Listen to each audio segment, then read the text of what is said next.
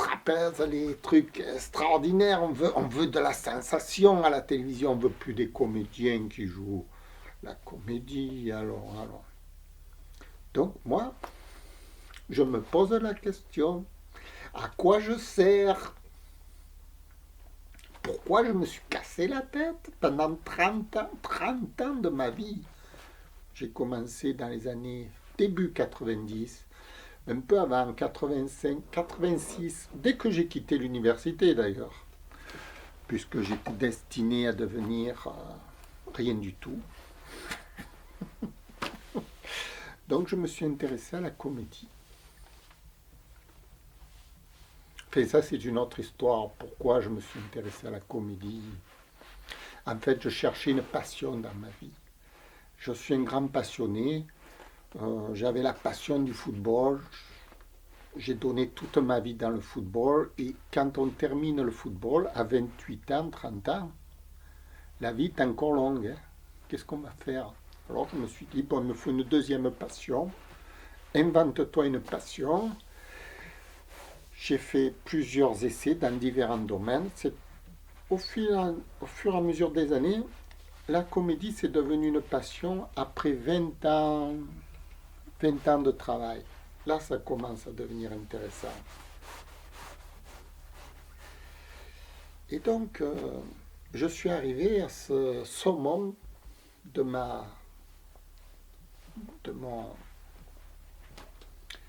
mes études, quoi. J'ai tout fait, j'ai tout étudié. Je suis arrivé au maximum de ce qu'un homme moderne peut arriver, à un top niveau, si vous voulez, de ma propre personne. Mais à quoi ça peut-il bien servir?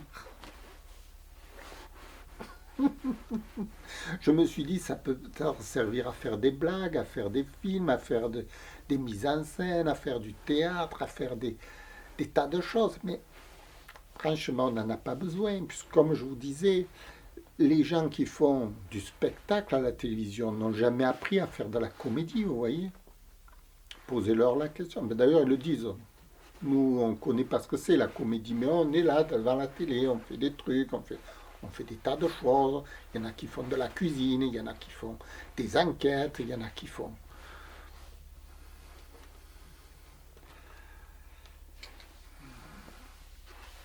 Et alors, à moi, à quoi ça me sert? Si c'est pas pour être célèbre, à quoi ça sert?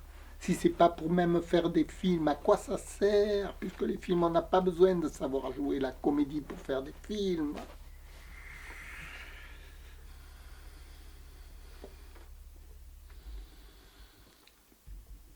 Eh bien, justement, c'est le cours 300 d'art dramatique. Je vais vous expliquer à quoi ça sert d'apprendre à jouer la comédie.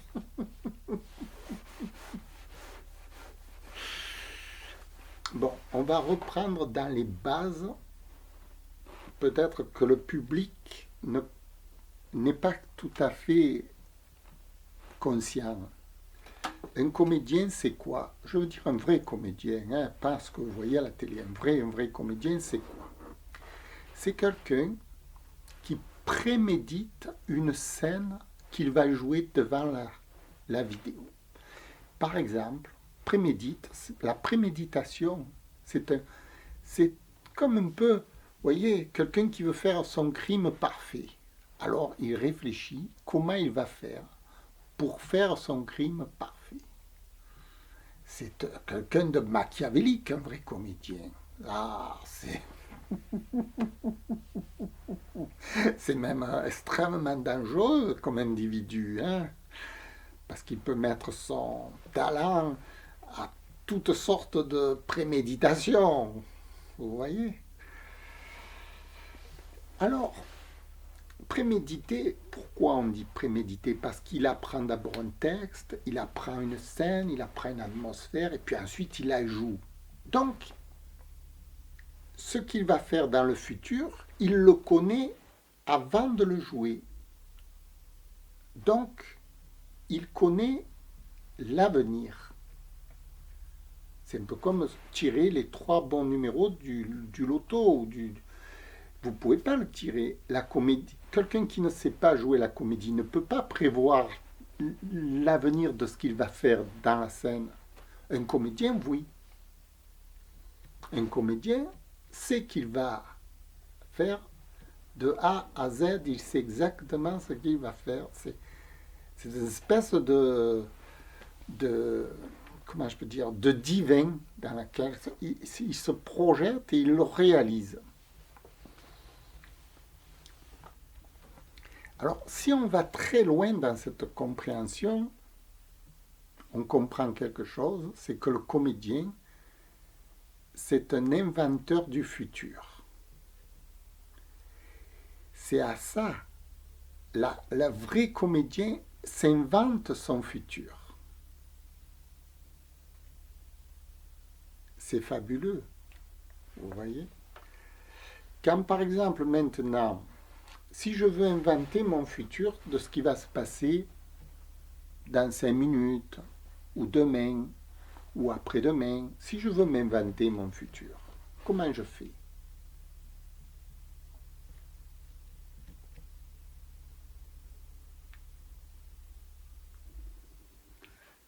C'est l'art de la comédie, du comédien, c'est son art. Il s'invente. Alors, c'est fabuleux parce que, justement, quand vous vous inventez et que ça arrive, vous êtes heureux. Parce que vous ne pouvez pas imaginer les conséquences de ce que ça peut avoir dans la vie de tous les jours quand on s'invente. Par exemple, je vous donne un exemple. Vous voulez plaire à une fille. Prenez un exemple tout simple. Vous voulez plaire à mademoiselle. Donc, vous savez, elle n'est pas là. Actuellement, elle n'est pas là. Mais vous allez prévoir votre futur. Vous allez plaire à mademoiselle.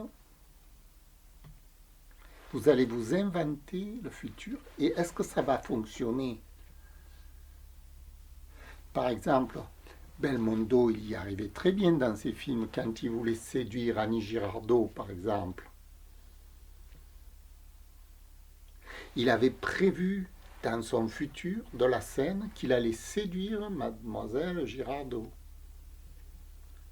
Et ensuite, devant la caméra, il réalisait son exploit. Mais ça a des conséquences extraordinaires dans la vie de tous les jours. Dans ma vie de tous les jours, qu'est-ce que j'essaye de faire? Qu'est-ce que l'homme normal essaye de faire? C'est de prévoir son avenir de façon à ce qu'il l'embellisse. C'est beaucoup plus important de prévoir son avenir que d'avoir un succès immédiat. Par exemple, un youtubeur, lui, ne prévoit pas son avenir. Il fait le buzz, il se filme en train de faire un buzz, c'est tout. Il ne va pas prévoir ce qu'il va faire demain. Or, le vrai comédien prévoit ce qu'il va faire demain, ce qui va arriver dans sa vie, dans le futur. Ce qui est fabuleux, parce que nous, les êtres humains normaux, n'ont pas l'habitude de prévoir. Vous voyez, on dit qu'il n'y a que Dieu qui prédit l'avenir. On n'a pas l'habitude de penser dans ces termes. Mais moi, par exemple, qui suis un vrai comédien, je prévois sans arrêt de ce qui va m'arriver. Ce qui fait que je demande, c'est un peu comme une lampe d'Aladin, j'ai devant moi. Je demande à la lampe d'Aladin mes vœux qui se réalisent. Ce qui est extraordinaire, vous voyez. Et quand il y en a un qui ne se réalise pas de vœux, parce que c'est ça le problème. Quand il y a un vœu qui foire, je suis malade.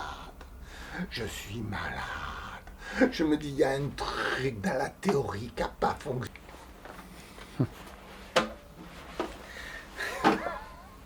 Oui, je disais, le vrai comédien prévoit son avenir. C'est comme dans une lampe d'Aladin, vous demandez à la lampe d'Aladin le vœu que vous voulez et il va se réaliser. Le lendemain, ou dans 3 jours. Et même vous pouvez choisir l'heure à laquelle le vœu va se réaliser. Parce que vous êtes un vrai comédien. C'est-à-dire vous êtes quelqu'un qui pouvait mettre en scène l'avenir qui va vous arriver. Ce qui est fabuleux. Les êtres humains normaux n'ont pas l'habitude de prévoir l'avenir. On dit qu'il n'y a que Dieu qui prévoit l'avenir. On ne s'imaginerait pas demain se dire, demain, il va m'arriver ça, ça, ça, ça, et puis je vais arriver ça, ça, ça, ça, et puis je vais... Jamais on raisonne de cette façon, vous voyez. L'être humain normal, il va se dire, demain, pour qu'il m'arrive ça, ça, ça, il faut que je fasse un appel ici, il faut que j'appelle lui, il faut que je convainque, il faut que j'achète, il faut que j'ai un rapport avec tout, il faut que... Vous voyez, c'est un peu un rapport même de corruption pour que les choses se passent comme on voudrait qu'elles se passent. On achète finalement notre avenir.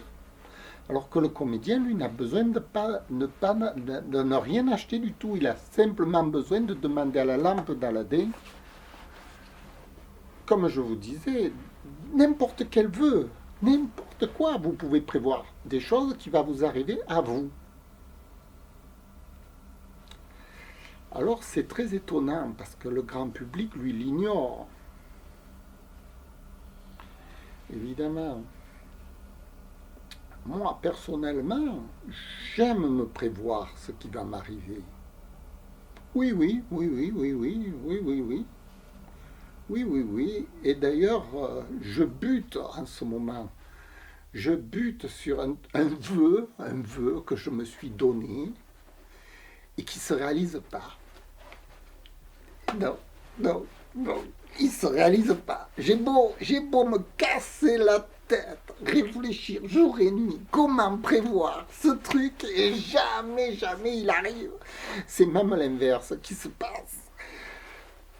Je suis catastrophé. Je deviens fou. Bon, remarquez que ça ne vous regarde pas ce que je dis, mais c'est les problèmes du comédien, vous voyez, quand l'avenir ne se prévoit pas, ne se réalise pas comme lui, il l'a prévu. C'est monstrueux pour l'ingénieur, c'est-à-dire le créateur, vous voyez.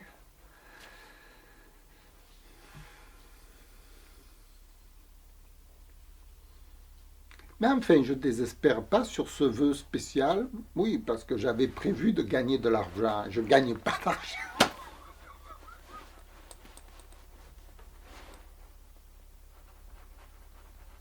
Normalement, je devrais.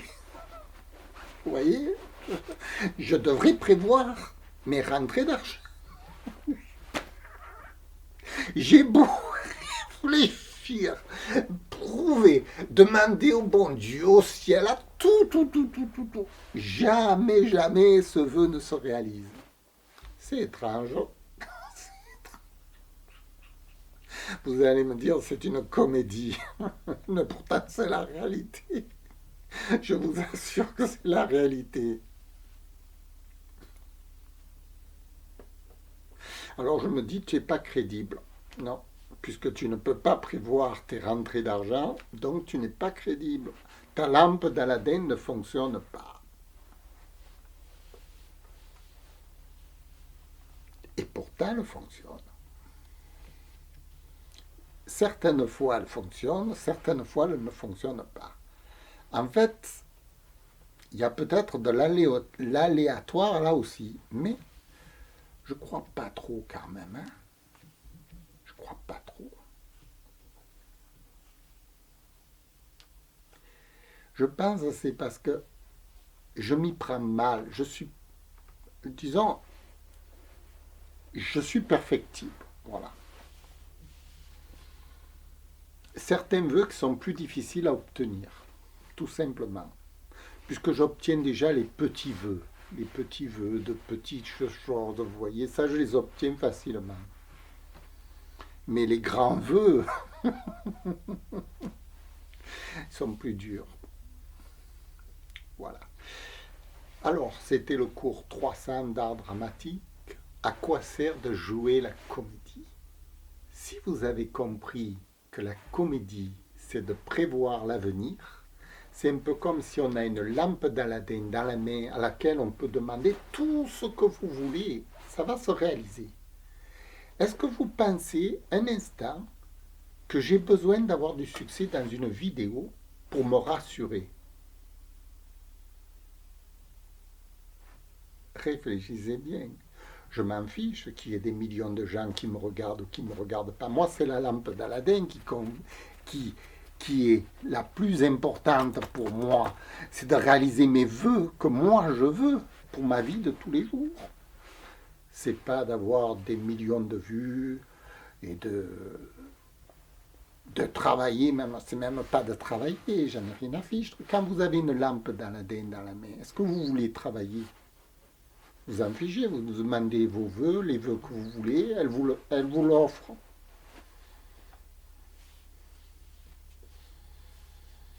Le travail, finalement, vous n'avez plus besoin. Puisque ceux qui travaillent, c'est pour s'offrir des choses qui ne peuvent pas demander une lampe d'Aladin.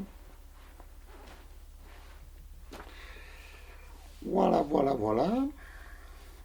Moi, j'ai écrit mon livre pour partager mon secret, comment je fais pour obtenir tout ce que je veux. Il n'a pas de succès, mon livre. Mais je m'en fous. Moi, ce qui compte, c'est que moi, j'ai du succès, vous voyez. Dans mes affaires, dans ma volonté, dans ce que je veux, dans ma journée de demain, par exemple. Je me suis déjà coaché pour demain, après-demain, etc. Dans des vœux que j'ai demandés à ma lampe d'Aladin. Et demain, je suis impatient de voir si mes vœux vont arriver. Vous voyez? J'attends comme le petit enfant auprès de son sapin de Noël. Il attend que le vœu se réalise.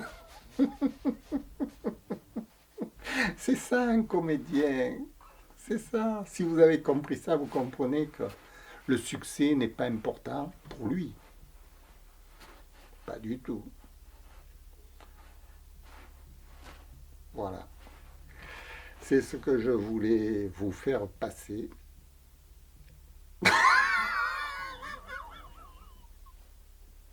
Il doit se dire, il est fou le type. Mais j'essaierai de vous le prouver, ce que je dis. J'essaierai, je ne sais pas comment. Je me suis dit, un jour, il faudra que je leur prouve que je peux prévoir l'avenir grâce à ma lampe d'Aladin. Ben oui, comme ça, au moins, vraiment, ils me prendront au sérieux, les gens.